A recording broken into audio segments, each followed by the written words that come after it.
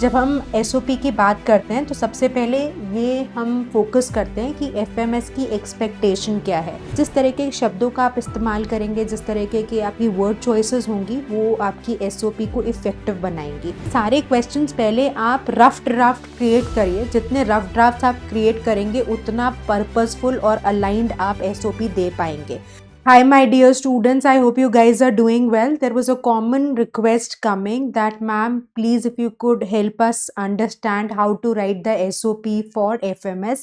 And here we are. So, this is a quick video which will help you write the SOP for FMS in an effective manner. So, let's get started. My name is Juhi Narula.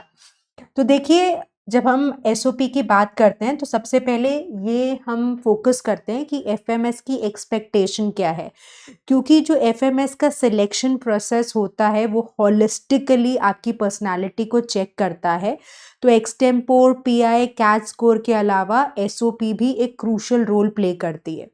तो जब हम बात करते हैं SOP की, so what are the important parameters that you should include in your SOP to meet the expectations of FMS. Let's see them. First, it's really important to have clarity of thought. You should be very well aware of what you are aiming at, what is your life goal, and how FMS will help you achieve your goal, right? So you have to showcase that you are ambitious, you exhibit leadership skills, and you are a person who's emotionally intelligent. So these are few objectives that you should be able to include in your SOP. Clarity of thought, really important. Purpose and self awareness, leadership. In fact मैं अपनी एक student से बात कर रही थी जो FMS में करंटली अपना एमबीए परस्यू कर रही हैं, और उन्होंने ये मेंशन किया कि लीडरशिप ट्रेट को बहुत बड़ी प्रेफरेंस दी जाती है, क्योंकि स्टूडेंट ड्रिवन कैंपस है। तो कोशिश करिए कि आप अपना जो एसओपी लिखें उसमें आपका लीडरशिप स्किल या ट्रेट डेमोन्स्ट्रेट ज़रूर हो। Social awareness, emotional intelligence, and like I told you, you should be a person who has real goals in life, but it's really important to show practicality as well. Now, if we further proceed, how should be the tone of your SOP. तो देखिए, जिस तरह के शब्दों का आप इस्तेमाल करेंगे, जिस तरह के आपकी वर्ड चॉइसेस होंगी, वो आपकी एसओपी को इफेक्टिव बनाएंगी। तो कोशिश करिए कि जो आपकी टोन हो वो बैलेंस्ड हो, एनालिटिकल हो। एनालिटिकल टोन अगर आपको नहीं पता है तो आपको ज़रूर टोन की मास्टर क्लास देखनी चाहिए, right? It should be backed up by evidence. अगर आप किसी भी इंफॉर्मेशन को, किसी भी आइडिया को डेटा से बैकअप करते हैं तो उसकी value multiple times, many fold times enhance हो जाती है।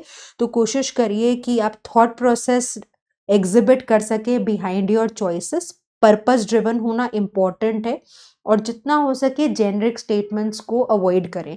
SOP is your statement of purpose, so it has to be highly personalised, right?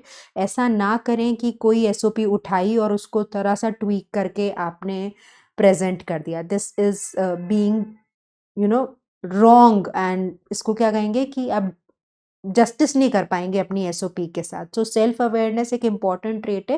पहले आप अच्छे से अपने बारे में एनालिसिस करिए, की पॉइंटर्स लिखिए, ऑब्जेक्टिव लिखिए, लॉन्ग टर्म गोल लिखिए, फिर सोचिए कि आप एफएमएस में क्यों जाना चाहते हैं। जब भी आप लिख लेंगे तो आप इनिशियली अगर 10 पॉइंट लिखते हैं तो उनमें से आप 4 पिक करिए। अगर आप लिखेंगे ही नहीं और सब आप सोचेंगे कि पहले ही ड्राफ्ट मेरा बिल्कुल टॉप क्लास ड्राफ्ट बन जाए, आप उसको अपने फॉर्म में फिल कर सके, ऐसा नहीं होता। तो you have to go for at least 3 to 4 iterations to get the killer SOP which will help you sail through. Now if we further proceed, कौन से कॉमन मिस्टेक्स आपको अवॉइड करनी चाहिए। कई बार स्टूडेंट्स अपने अचीवमेंट्स को लिस्ट तो कर देते हैं बट अपने लॉन्ग टर्म गोल से उसको अलाइन नहीं करते। जैसा मैंने कहा, जेनरिक एग्जेक्टिव्स को यूज़ करने से रोकिए खुद को, ना जेनरिक स्टेटमेंट्स, ना जेनरिक एग्जेक्टिव्स।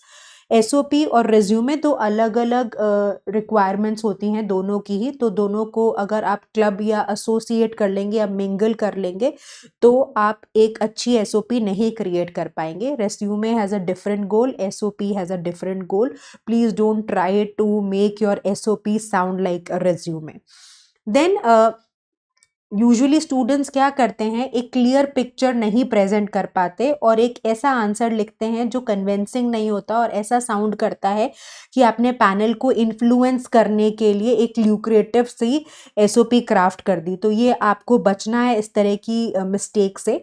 और आप जब ये इंक्लूड करेंगे आपके आंसर में कि एफएमएस आपको कैसे लॉन्ग रन में अपना करियर गोल अचीव करने में मदद करता है, तो कोशिश करिए आप एफएमएस के बारे में एक अच्छी रिसर्च कर लें, कुछ सीनियर्स से बात कर लें, ताकि जो आपका आंसर हो वो वेग ना होके बहुत ही अलाइंड लगे with your goal, and that shows that you have put your heart and soul and you are really interested to get selected in FMS. Now if we further proceed, जो FMS professors हैं, जैसा मैंने कहा clarity आपके लिए बहुत crucial है, तो आपको क्लियरली एग्जिबिट करना है क्यों एमबीए, क्यों एफएमएस से एमबीए, क्यों अभी एमबीए करना है और एमबीए के बाद क्या अचीव करना चाहते हैं। जैसा मैंने कहा ये सारे क्वेश्चंस पहले आप रफ ड्राफ्ट क्रिएट करिए, जितने रफ ड्राफ्ट आप क्रिएट करेंगे उतना पर्पसफुल और अलाइंड आप एसओपी दे पाएंगे। सो कोशिश करिए कि ऐसा आप ओवर कॉन्फिडेंट होके चैट जीपीटी से ना काम करें और अपना दिमाग लगाएं। आप रिफाइन कर सकते हैं, देखिए if there is technology I don't really would say that don't use it, but do create at least 2-3 rough drafts and then you can further make it better, but just don't blindly cut copy paste from any random source. So this is an SOP structure. There is a word limit of 1000 characters. तो आपका opening statement में आप 1 से 2 lines में आप mention कर सकते हैं व्हाट ड्राइव्स यू, आपका गाइडिंग प्रिंसिपल क्या है। नेक्स्ट 2-3 लाइन्स में आप अपनी जर्नी को मेंशन कर सकते हैं, जहाँ पे आपका एकेडमिक वर्क एक्सपोजर प्रेजेंट किया जा सकता है विद योर की रियलाइजेशन। फिर why MBA, the gap you want to bridge, आप ऐसे कौन से स्किल सेट्स हैं अक्वायर करना चाहेंगे जो आपकी लाइफ के लॉन्ग टर्म गोल को अचीव करने में मदद करे। एफएमएस आपकी कैसे मदद कर सकता है, so what are the unique reasons why FMS fits you, and then the last statement could be goal and the closing statement, so your short term vision, and try to associate back to FMS, right? So I hope this video helped you. So this is one structure that could be followed. देखिए SOP is highly personalized, आप इस structure को definitely tweak कर सकते हैं, but as a guiding principle आप इसको अगर utilize करना चाहें, so it will be really beneficial.